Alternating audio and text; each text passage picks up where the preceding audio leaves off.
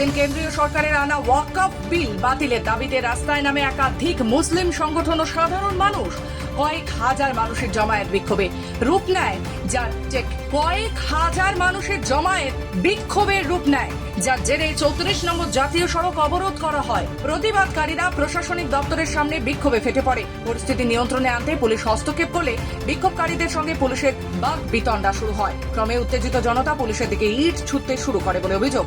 পরিস্থিতি হাতের বাইরে চলে গেলে পুলিশ টিয়ার গ্যাস ছুড়ে বিক্ষোভকারীদের ছত্রভঙ্গ করার চেষ্টা করে। উত্তেজিত জনতার বিরুদ্ধে অভিযোগ, এ সময় পুলিশের গাড়িতে আগুন ধরিয়ে দেওয়া হয়। মুহূর্তের মধ্যে এলাকা রণক্ষেত্রে চেহারা নেয়। দ্রুত ঘটনাস্থলে বিশাল পুলিশ বাহিনী মোতায়েন করা হয়। দমকল বাহিনীর একটি ইঞ্জিন আগুন নিয়ন্ত্রণে আনে। এই ঘটনায় বেশ কয়েকজন পুলিশ কর্মী আহত হয়েছেন বলেই জানা যাচ্ছে। সরকার যে সে আইনের বিরুদ্ধে আজকে আমাদের যুব সমাজ আজকে আন্দোলন নেমে সংগ্রাম করছে এবং আমরা সংগ্রাম শেষ নিঃশ্বাস পর্যন্ত সংগ্রাম করে যাব যতদিন না ওয়াকফ বিল বাতিল হচ্ছে।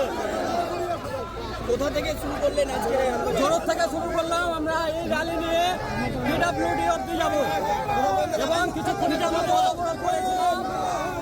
শেষ করে আমরা র্যালি নিয়ে আমরা পিডব্লিউডি ময়দানে যাব। মুর্শিদাবাদ থেকে নিজস্ব প্রতিনিধি রিপোর্ট, খবর বাংলা।